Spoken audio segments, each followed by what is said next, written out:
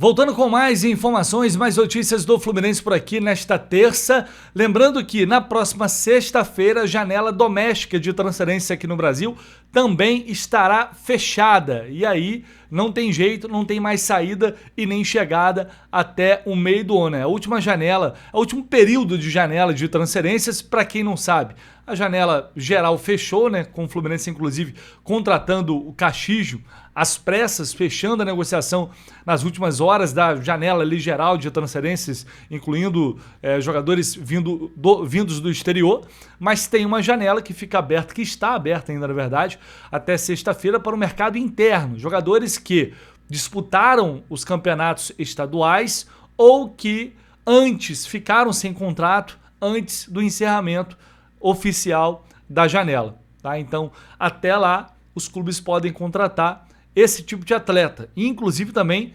emprestar, negociar outros que fazem parte, e aí o que nos interessa, que fazem parte do elenco do Fluminense. E aí, observando os jogadores que restaram, porque o Fluminense fez uma verdadeira limpa no grupo do ano passado para cá. Eu acho que foi uma... Acho não, né? Foi uma mudança, foi uma reformulação. Em outros anos, a gente chegou a falar em reformulação.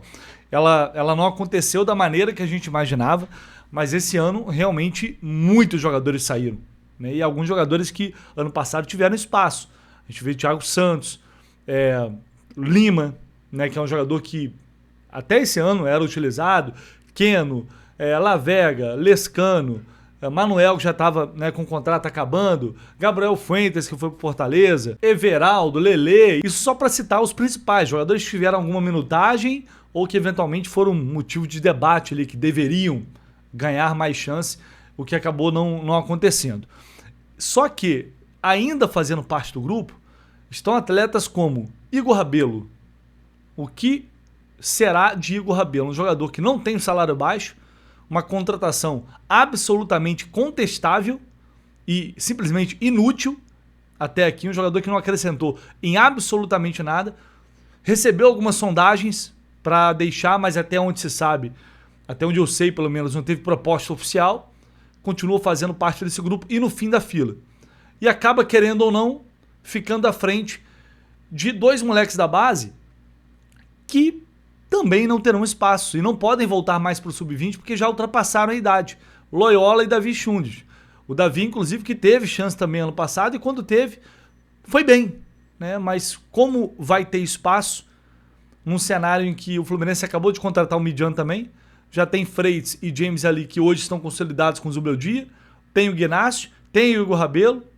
Quando esses jogadores vão jogar? Lembrando que quando o presidente Matheus Montenegro concedeu a sua primeira entrevista coletiva, ele citou os dois como possibilidades dentro do elenco, o que acabou depois mudando, tanto é que foram buscar o Midjan. Então tem o Igor Rabelo no meio dessa brincadeira, tem Terence, que está dentro desse grupo ainda, se recuperando de lesão, está lá treinando separado, ninguém sabe o que vai acontecer com ele, se vai para lá, se vai para cá.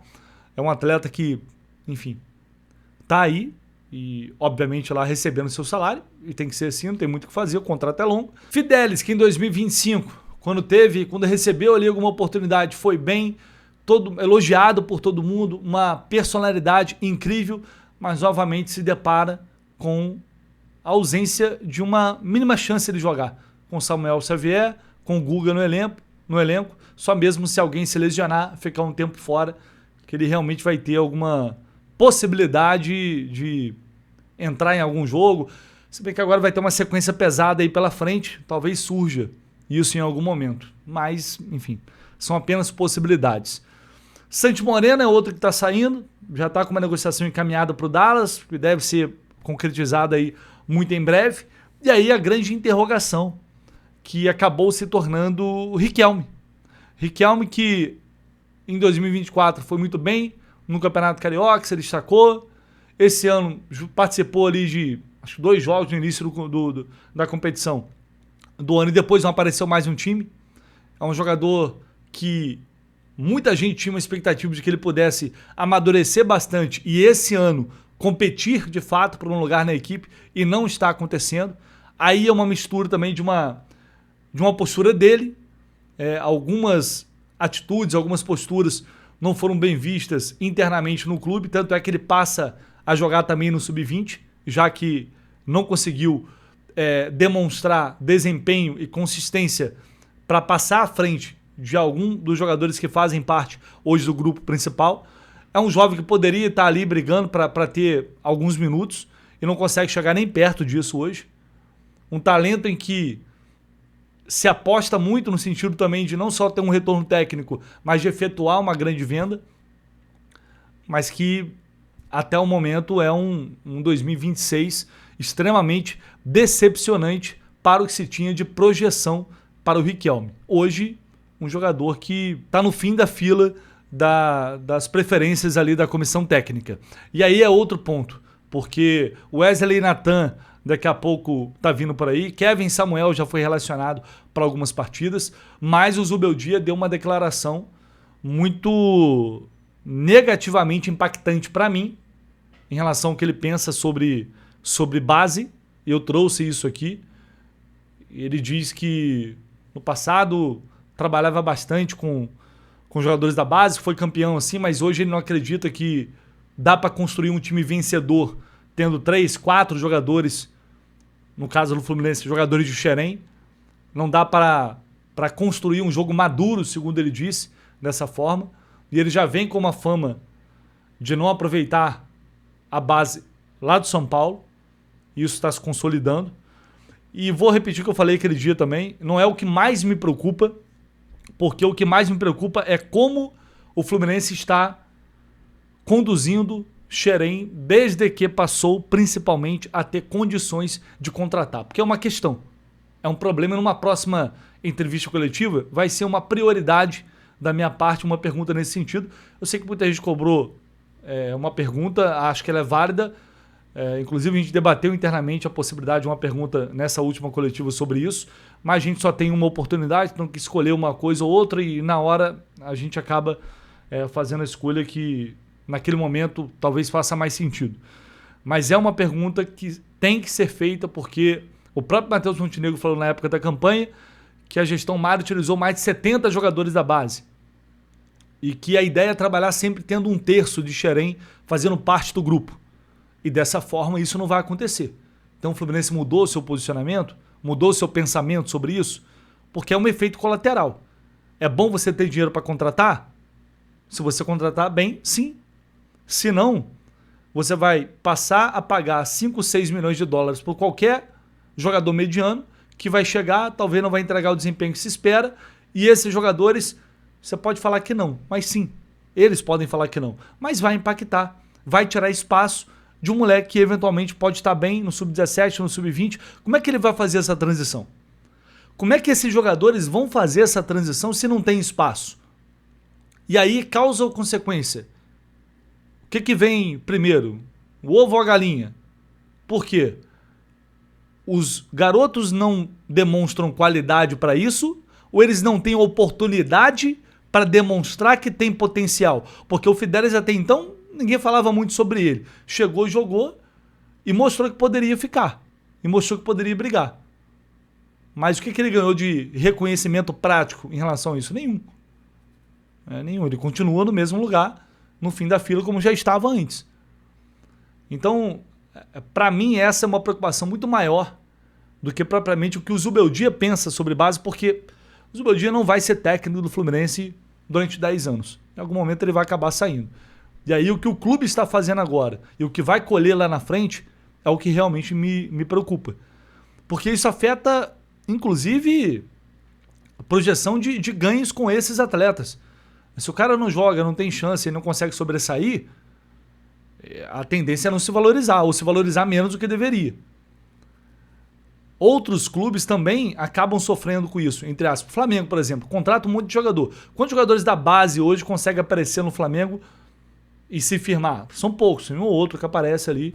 Hoje tem Everton Araújo lá, por exemplo. Mateuzinho não faz muito tempo, né, surgiu, conseguiu se firmar, saiu, agora está no Corinthians, mas são poucos exemplos também. Ah, mas o Palmeiras utiliza, tem contratação pra caramba e utiliza.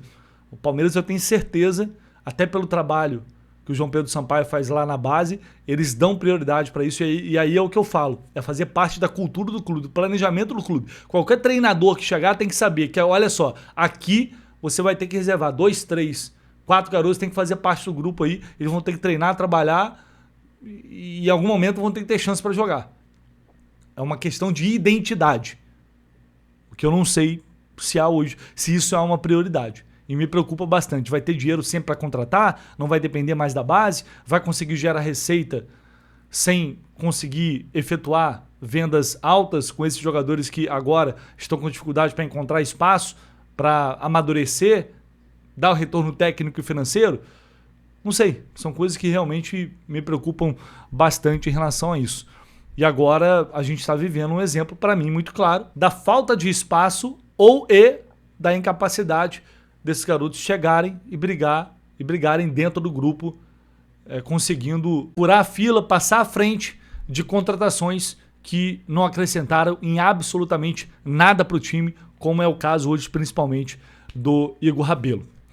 Enfim, é um problema que a gente vai certamente debater aí por muito tempo ainda. E para a gente fechar aqui, hoje no Rio Foot Summit, um evento realizado aqui no Rio de Janeiro com grandes personalidades do futebol, o ex-goleiro Júlio César, os dois, Júlio César e também o Diego Alves, durante uma palestra nesse evento, pediram a convocação do Fábio. Até os flamenguistas estão pedindo óbvio. Aliás, é um negócio absurdo o Fábio com essa carreira que ele tem, ele não ter chegado à seleção brasileira.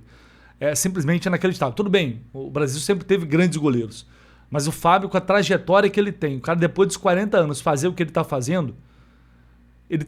Cara, assim, é um mínimo, ele poderia estar entre os 3 convocados, pelo que você tem hoje de opção. Sendo uma terceira opção no banco de reservas, passando experiência, passando todo o conhecimento que ele tem.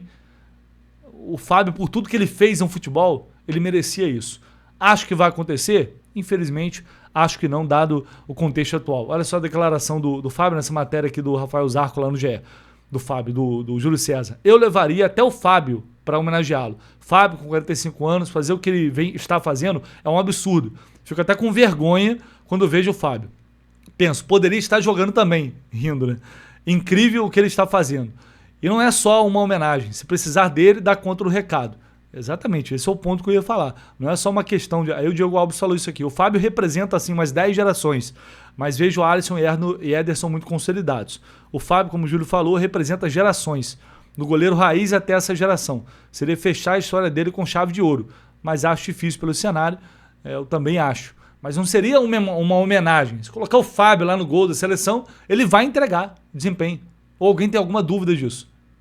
Acho que ninguém tem dúvida disso. Então é uma pena realmente. Isso não aconteceu até hoje, né? Infelizmente eu não tenho muita fé que vá acontecer.